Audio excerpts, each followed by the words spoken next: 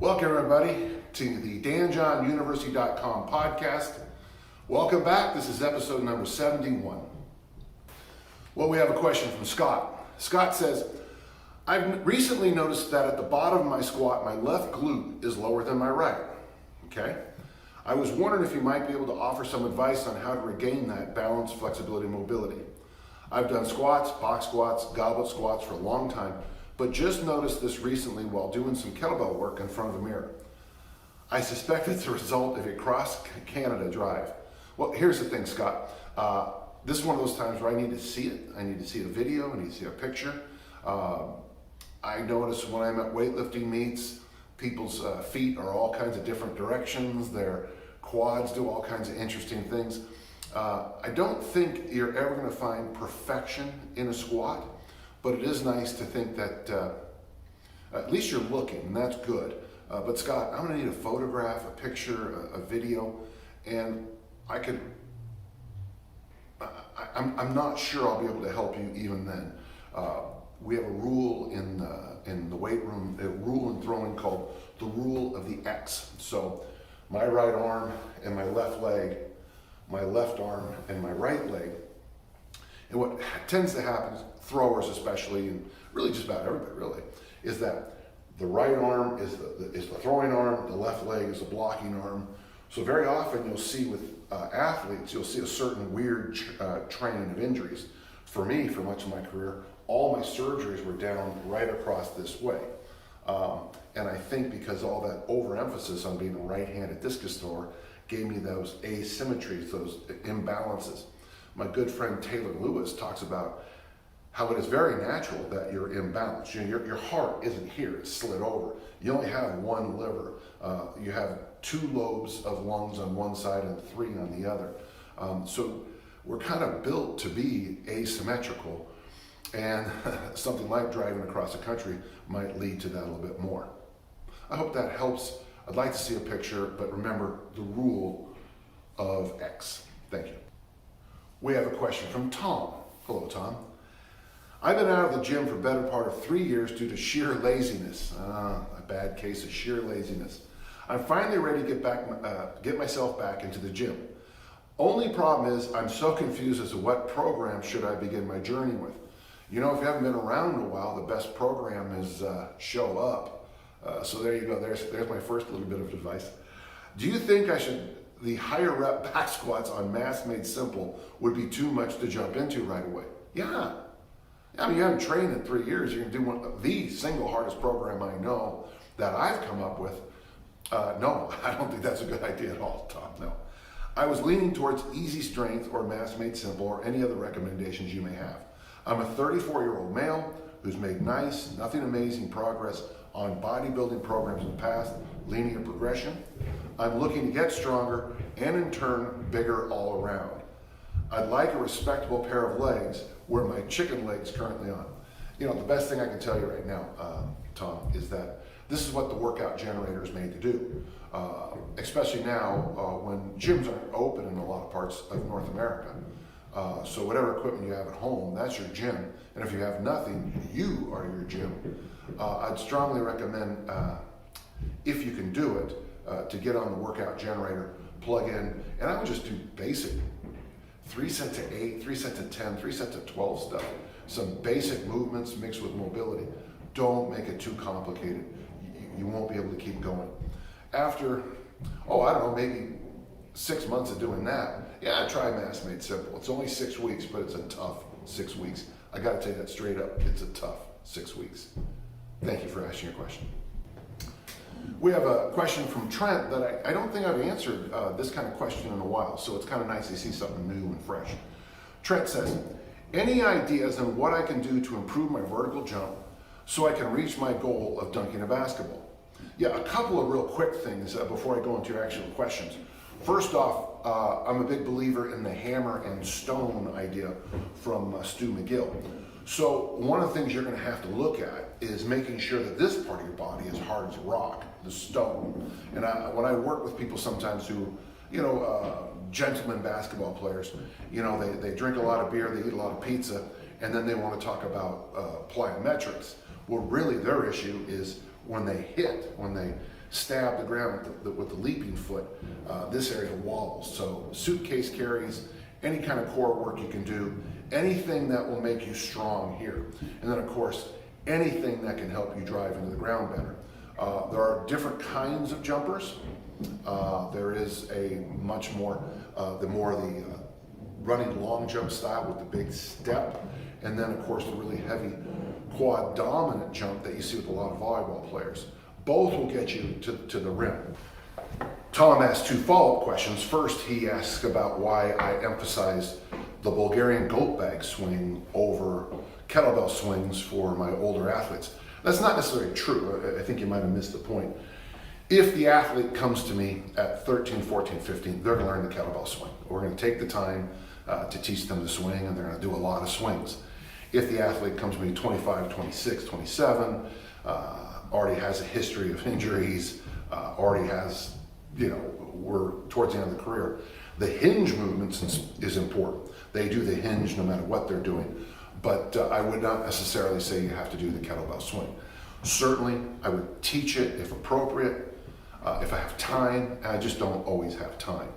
And the problem is, if you do kettlebell swings wrong, I think it's like being in an auto accident over and over and over again. So I just can't recommend that.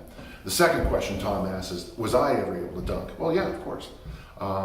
When I was in junior college, Eric Subert and I used to hang out with the Skyline College basketball team, who, by the way, also won the state championship along with our track team my sophomore year. And Eric and I would put on a little show for him. Eric could dunk two-handed, two-footed. So he'd get underneath the rim and just jump up and dunk. The interesting thing, he was about 5'9". I could easily dunk single-handed, especially when I was in junior college, because I was just between lifting weights at Dick Knottmeyer's and doing everything else. My body weight was just so low. I had a hard time staying at 204 to 208 because just the amount of training I was doing.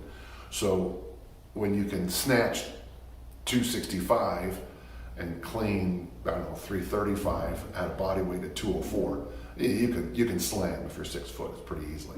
So yeah, thanks for asking, Tom. We have a question from Kevin. Kevin asks us this. He goes, first off, I love your workout generator. Well, thank you, Kevin. And I really appreciate people noticing that thing because Brian's done a wonderful job with it. It's been keeping me fit at home despite any lack of virtually any notable external load. Wow, that's impressive.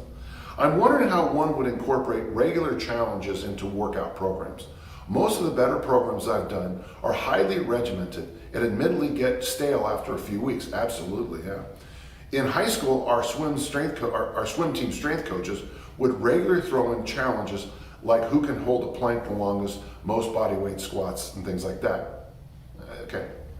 On the more controlled end, I've done some of your challenge workouts like the Eagle and the Bear, and they are always a welcome breath of fresh air. Could one possibly build an effective program around incorporating fun challenges, especially those that I can compete with a group of friends against? On the more extreme end, could one build a program where every session incorporates some kind of competitive challenge? Well, yeah, and it's been experimented with, and I think it's a failure. I am not a huge fan of always being challenged. I do believe about 80% of your workouts are what I call park bench, easy, not easy, repeatable, doable workouts that literally at the end of the workout, you can kind of basically say, well, yeah, I could do that again if I had to. And then about 20% of your workouts, and really it comes out almost to me in months, January, May, or something like that, the month of January, the month of May. Those should be your challenging times. That's when I like to do things like the 10,000 swing challenge. I'll be doing the 10,000 swing challenge in January. I just got off the platform. I was just at a weightlifting meet last Saturday. So to me, going on a platform is a challenge. My knock on just these arbitrary, who can do the most stuff, and I used to work with a coach who did this all the time. We had this really strict planned out thing. He'd show up and he'd say, forget the thing, let's do this instead. And it was great, except we never really made progress in the program we're doing. So can you do challenges? You can do all you want. I can't stop you, but what you'll begin to notice is that you just have this cornucopia, this buffet of a bunch of things, but nothing to build on. And it is impressive to hold a plank for 12 minutes with someone standing your back. And it is impressive to do our 6-minute squat challenge. That is impressive. And it is impressive to do the kettlebell snatch test. That's great. But at the same time, that's not, what are your gaps? What standards are you going after? You're going to start losing the other things that make a good program. And that's something I'd like you to think about. So what you could do very simply is do like the workout generator, maybe for 8 weeks, 6 weeks, whatever keeps you, and then pick a challenge on a random Saturday, do it, and try to make yourself happy on both ends. Do your best though to follow a program and sprinkle challenges in as appropriate. I know some people want to do them every single day. The injury and burnout rate tells me that it's not a good plan. So I don't know if that helped or hurt, but so yes, I like what you're saying, but no, don't do it every day. Boy, you know what? Think of challenges like dessert. Dessert's fine, just not every day, every meal. Think about it that way, it might help you. I hope that helps. We have a question from Jesse. Jesse's down in Melbourne, Australia, where I've been. Gyms closed down in March and only just recently reopened after our lockdown strategy managed to completely eliminate the virus in the state. That's just awesome. I started working out at home during this time, and the more I learned, the more I enjoyed it, and the more frequent my workouts became. Isn't that funny about training at home, like I do? I already had a set of adjustable dumbbells, and I added some kettlebells and resistance bands. I am now more committed than ever to fixing my posture, but I'm unsure the best way to do this, apart from the basic physio stretches like chin tucks. I enjoy the push-pull leg routine I can do with the equipment I have, but I've also enjoyed learning the kettlebell swing and Turkish get-up. The Simple and Sinister program is quite appealing to me. Do you think this would help me achieve my primary goal of fixing my posture, or are there other programs or exercises you would suggest instead? Well, that's what I call a complex question. So thank you. You said a whole bunch of things, and at the end you threw in a program that I don't use called Simple and Sinister. I know this about posture. Posture is one of those things that I tell you, if you want to be a great thrower or a weightlifter, you really need to spend some time with posture. I'm sure it'd be the same with gymnastics. And one of the things that's funny is, as you mentioned posture, I find myself trying to military my posture. First off, I would like to have seen a picture of what your posture looks like. If it's the traditional posture we're seeing in 2020 with the shoulders rolled in, this one here. And I know some people don't believe that happens, which just cracks me up. Of course, some people don't believe in science, so I don't worry about anybody anymore. For me, I would just kind of go, let's just with two sides of it, which I found very helpful. When I talk about posture, I always go back to what Mark Chang taught me about Chinese medicine, the 4 knots, the hips and shoulders. I always start there first. They're knots, K-N-O-T-S. They have to be tight enough. The knot has to be tight enough to stay and loose enough that you can undo it. So shoulders and hips have to be tight enough and loose enough. Let's start with the shoulders first. I have become an absolute missionary for simple hanging. I've just seen, besides the research out of the Kauai study and just my recommendations and what I've seen with myself, simply hanging from a bar is one of the best things I think you can do for your shoulders. And if your shoulders become looser, just simply hanging from the bar. If your shoulders start to loosen up, if your shoulders start to go back in the positions they need to be, good things tend to happen throughout the whole area up here. I noticed that recently with my neck, how doing my shoulder mobility work hanging has made my neck much looser than it's been since the 1970s, which is impressive. When it comes to the hips, I think the hip flexor stretch and the goblet squat are your money. That's why we have that 6-minute challenge.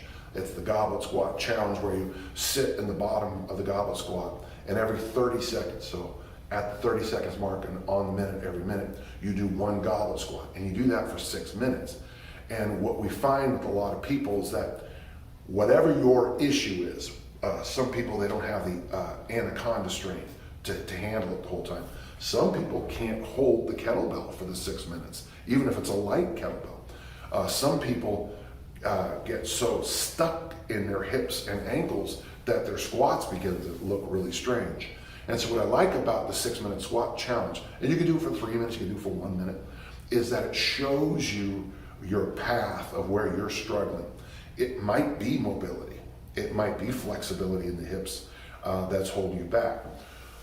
So if you have a strong butt, you have strong deltoids, so obviously vertical pressing, goblet squats, hip thrusts, swings, any kind of an Olympic lift, deadlift, squat, you know, the whole thing. If you're pressing and squatting, those are the exercises that are going to help you most with your posture in the weight room. And then if you're doing the mobilizing work, the hanging, the deep goblet squat, maybe the hip flexor stretch, whatever appropriate, by doing that, I think we can wedge you in to better posture. I'm not a fan of one-handed swings, and that's a big part of the Simple and Sinister program. And the reason is, unless you do them right, I would say don't do them at all. And not many people I see do them right. I hope that helps, and congratulations, on training at home and now realizing that you want to work out even more. So thank you very much. Good question. Okay, we have a question from Bill. Bill, I'm old, he says, 64, he's not that old. And you generally tell people over a certain age to do hypertrophy work and walk. And yes, I do. I think that's a very good idea. And that age is probably 55. Nick Raines' work with Fit Ranks. In the past, I've gotten good strength gains from easy strength. I was thinking about running it down again, but doing 2 sets of 10 rather than 2 sets of 5 in hopes of getting a little muscle growth. Is this enough volume to make this happen? Hell, is it even possible to grow at my age? Or are we just mitigating injury potential by working a little lighter?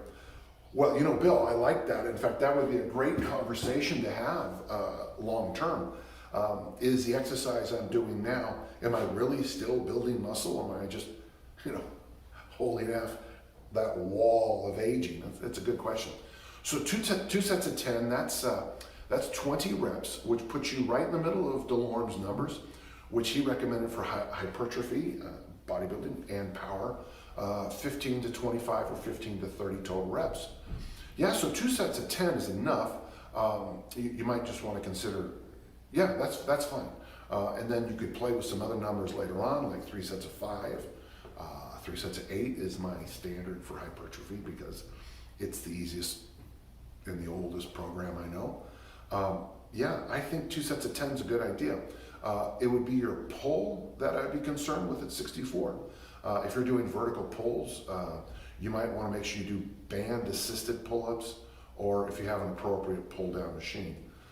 I like the idea.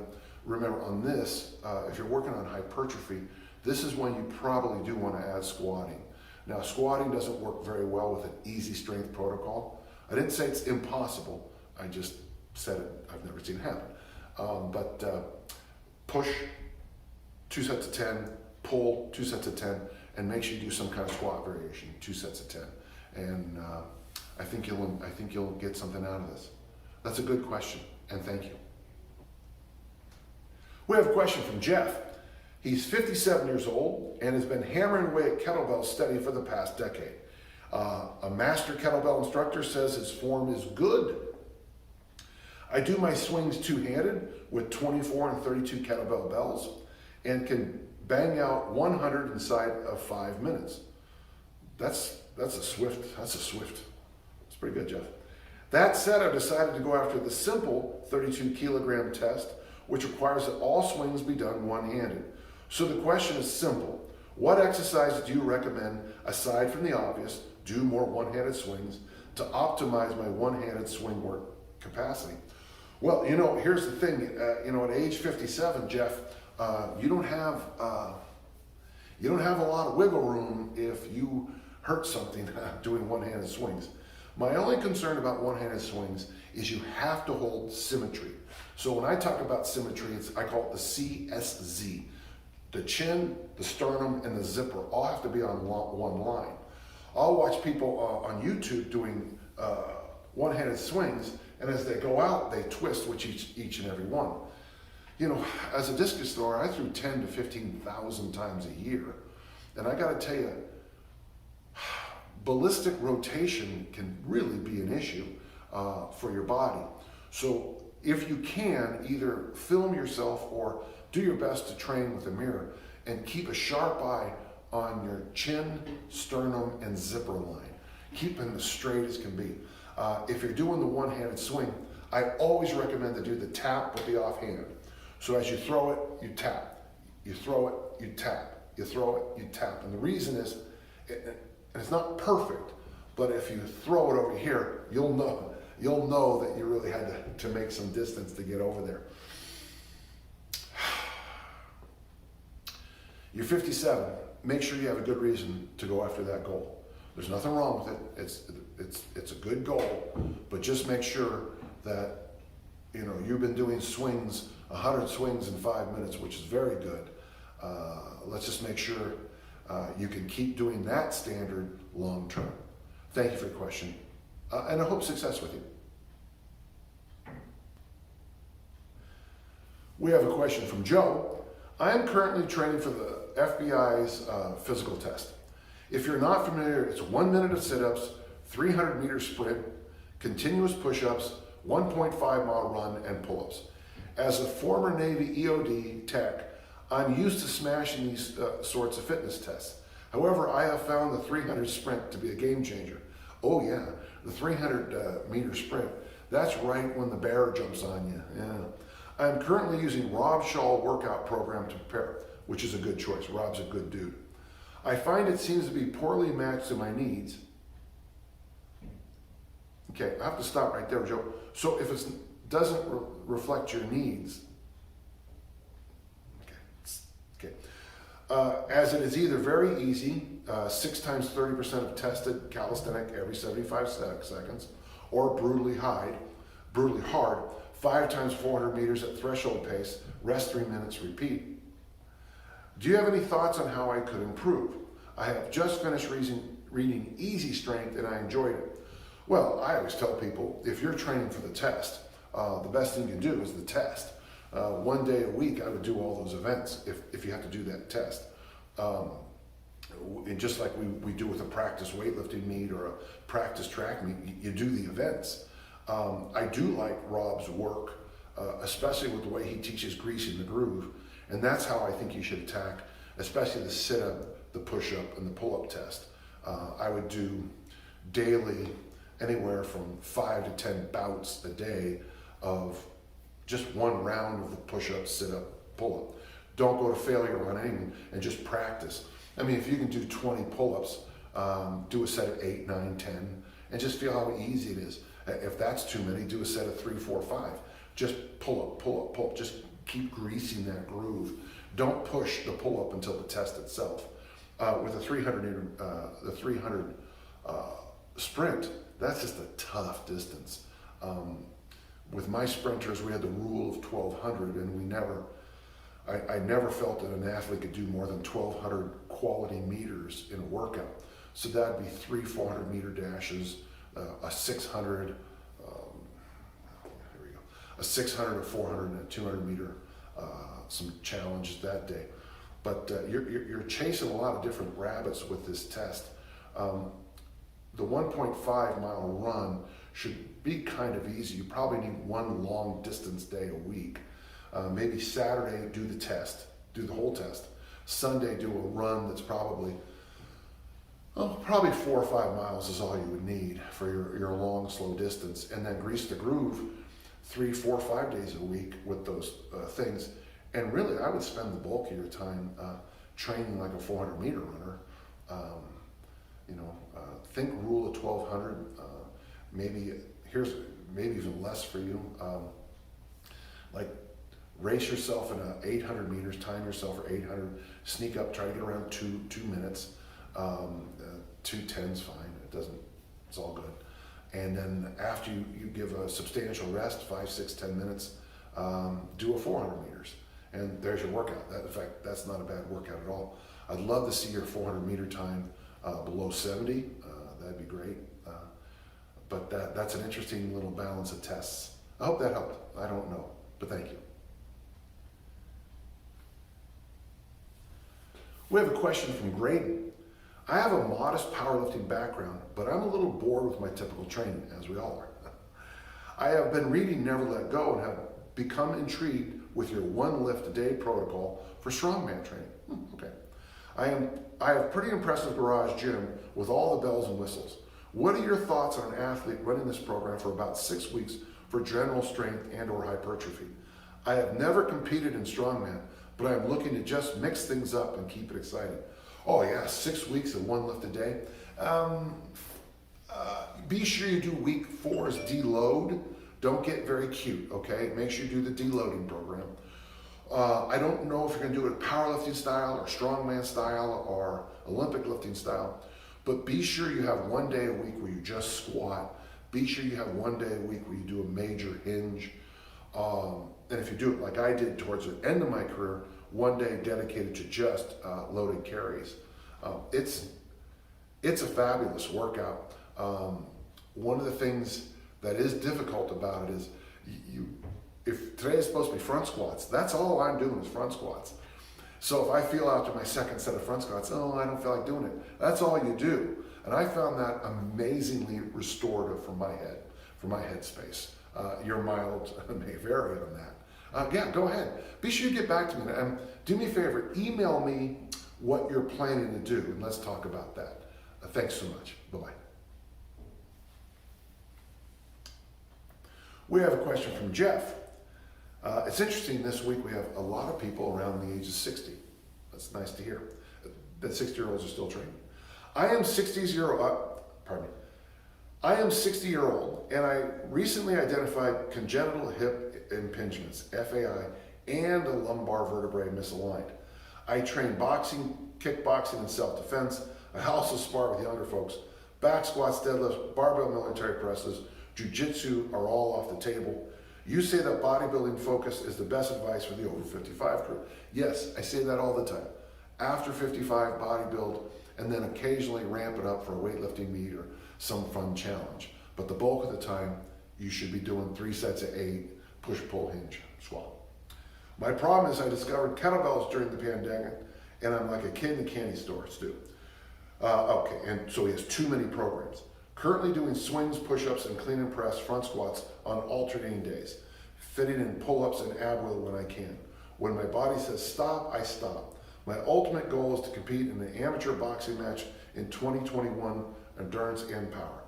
Good at many, master of none. Any advice you would be willing to share? Yeah, first off, my advice would be to you is what do you want? I just read that whole thing. And and this is it's not uncommon nowadays. You are a total buffet table, a smorgasbord of training ideas and things you want to do. And that's all fine. What you need to do now is just sit back. I would get one of those big calendars. They have them at these office places. You know, the big year calendar, the one that used to be on my table when I was working. And you sit down there and if I were you, I'd get 3 different pens.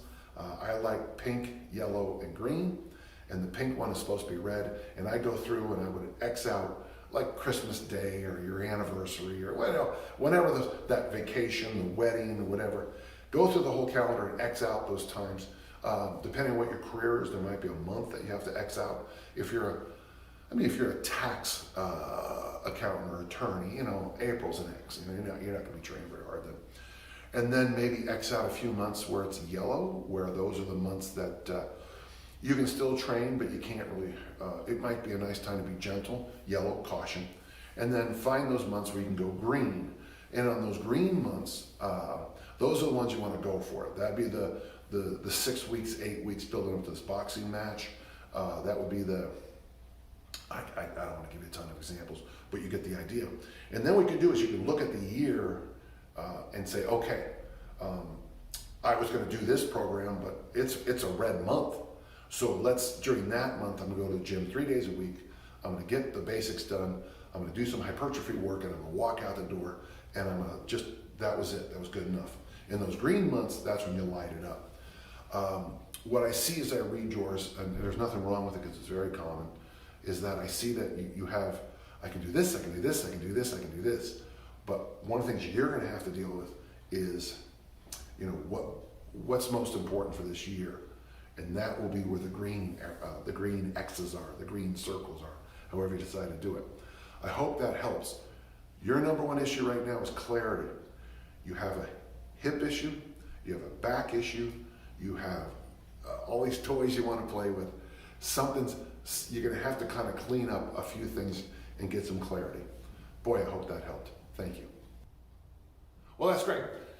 Remember, if you have questions, send them to podcast@danjohnuniversity.com.